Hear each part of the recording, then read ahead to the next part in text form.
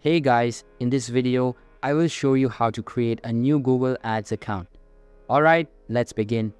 First, open any browser and go to ads.google.com.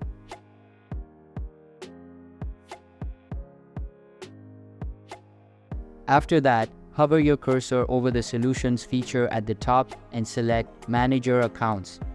Once done, you will be redirected to a new page.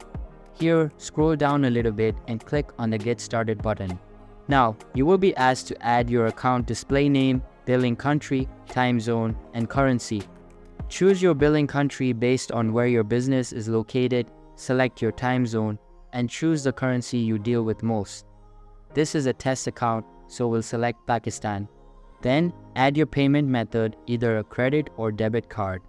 A temporary authorization will be placed on your card and refunded. Once done, select Submit and answer any additional questions. So that's basically how you can create a new Google Ads account. And that's it for this video. If you find this helpful, consider subscribing and giving this a big thumbs up. Thanks.